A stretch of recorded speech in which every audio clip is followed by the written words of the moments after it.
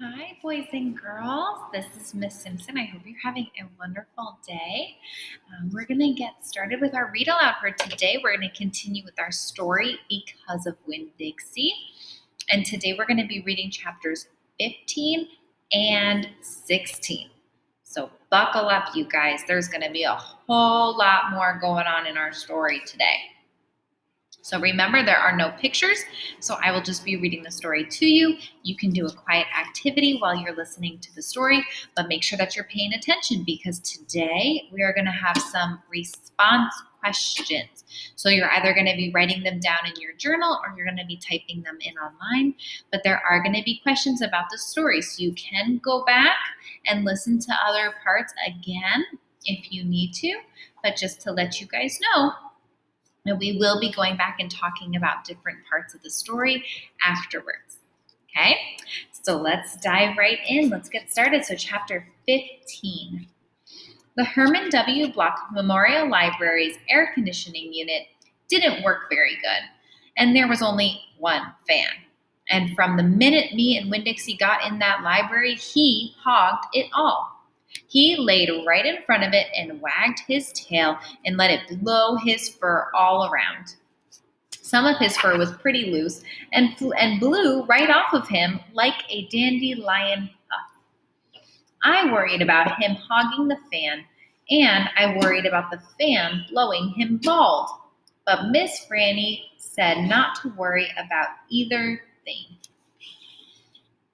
Winn-Dixie could hog the fan if he wanted, and she had never in her life seen a dog made bald by a fan.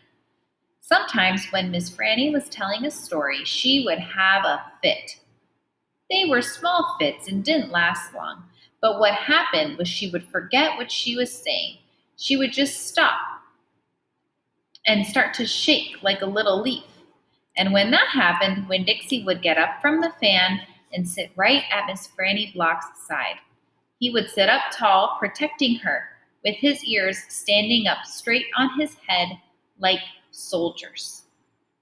And when Miss Franny stopped shaking and started talking again, Winn-Dixie would lick her hand and lie back down in front of the fan. Whenever Miss Franny had one of her fits, it reminded me of Winn-Dixie in a thunderstorm. There were a lot of thunderstorms that summer. And I got real good at holding on to Winn-Dixie whenever they came. I held on to him and comforted him and whispered to him and rocked him just the same way he tried to comfort Miss Franny when she had her fits. Only I held on to Winn-Dixie for another reason too. I held on to him tight so he wouldn't run away. It all made me think about Gloria Dump. I wondered who comforted her when she heard all those bottles knocking together, those ghosts chattering about the things she had done wrong. I wanted to comfort Gloria Dump, and I decided that the best way to do that would be to read her a book. Read it to her loud enough to keep the ghosts away. And so I asked Miss Franny. I said, Miss Franny, I've got a grown-up friend whose eyes are going on her, and I would like to read her a book out loud. Do you have any suggestions?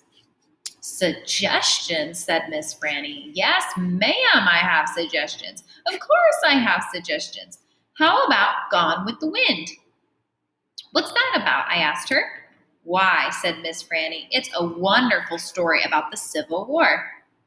The Civil War? I asked her. Do not tell me you have never heard of the Civil War, said Miss Franny Block, looking like she was going to faint.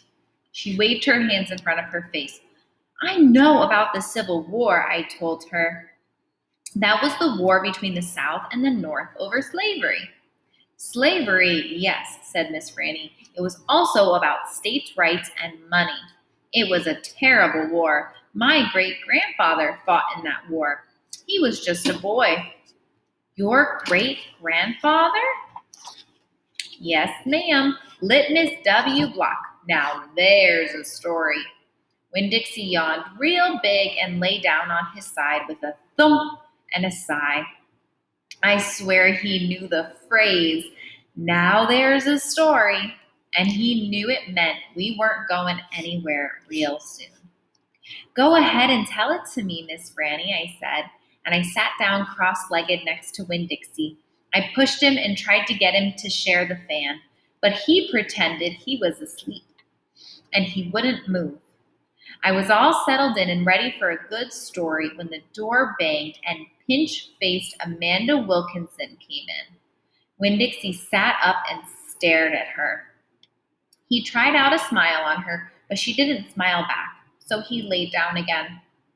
I'm ready for another book, Amanda said, slamming her book on Miss Franny's desk.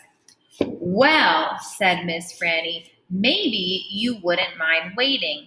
I am telling India Opal a story about my great-grandfather. You are, of course, more than welcome to listen. It'll just be a minute. Amanda sighed a really dramatic sigh and stared past me. She pretended like she wasn't interested, but I could tell she kind of was. Come sit over here, said Miss Franny. I'll stand, thank you, said Amanda. Suit yourself, Miss Franny shrugged. Now where was I? Oh yes, Litmus. Litmus W. Block. And that's the end of chapter 15. But don't you worry, we are going to actually do one more today, and we are going to read chapter 16 as well. Chapter 16. Get ready for this story. Litmus W. Block was just a boy when the firing on Fort Sumter occurred, Miss Franny Block said as she started in on her story. Fort Sumter? I said. It was the firing on Fort Sumter that started the war, said Amanda. Okay, I said. I shrugged. Well, Litmus was 14 years old. He was strong and big, but he was still just a boy. His daddy, Artley W. Block, had already enlisted, and Litmus told his mama that he could not stand by and let the South get beat, so he went to fight. Miss Franny looked around the library and then she whispered, Men and boys always want to fight. They're always looking for a reason to go to war. It's the saddest thing. They have this abiding notion that war is fun, and no history lesson will convince them differently. Anyways, so Litmus went and enlisted. He lied about his age. Yes, ma'am, like I said, he was a big boy. And the army took him, and Litmus went off to war just like that. Left behind his mother and 3 sisters. He went off to be a hero, but he soon found out the truth. Miss Franny closed her eyes and shook her head. What truth? I asked her. Why? Well, that war is horrible, Miss Franny said with her eyes still closed. Completely horrible, said Amanda, and I stole a look at her face. Her face was pinched up even more than usual. War, said Miss Franny with her eyes still closed, should be horrible too. She shook her head and opened her eyes. She pointed at me and then she pointed at Amanda. Neither of you can imagine. No, ma'am, Amanda and me said at exactly the same time. We looked at each other real quick and then back at Miss Franny. You cannot imagine. Litmus was hungry all the time, and he was covered with all manner of vermin, fleas, and lice. And in the winter, he was so cold he thought for sure he would freeze to death. And in the summer, why, there is nothing worse than war in the summertime. It stinks so. And the only thing that made Litmus forget that he was hungry and itchy and cold or hot was that he was getting shot at. And he got shot at quite a bit. And he was nothing more than a child. Did he get killed? I asked Miss Franny.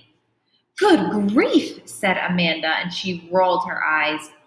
Now, Opal, Miss Franny said, would I be standing in this room telling this story if he was killed? I wouldn't even exist. No, ma'am, he had to live, but he was a changed man. Yes, ma'am, a changed man. He walked home when the war was over. He walked from Virginia all the way down to Georgia. He didn't have a horse. Nobody had a horse except for the Yankees, so he walked, and when he got home, there was no home there. Where was it? I asked her. I didn't care if Amanda thought I was stupid. I wanted to know. Why? Miss Franny shouted so loud it made Winn-Dixie and Amanda Wilkinson and me all jump. The Yankees burned it. Yes, ma'am, burned it to the ground. What about his sisters? Amanda asked. She moved around the desk and came up and sat on the floor. She looked up at Miss Franny. What happened to them? Dead. Dead of typhoid fever. Oh, no, Amanda said in a real soft voice.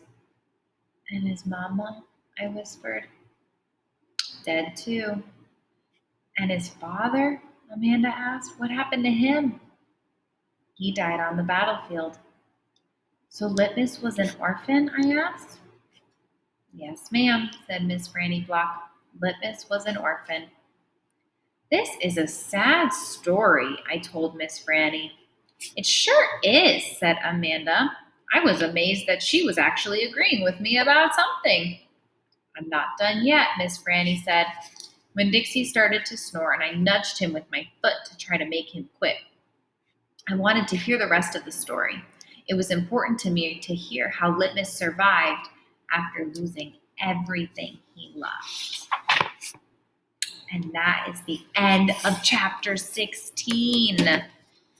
So much has happened in the story about Miss Franny Block's great-grandfather, Litmus W. Block.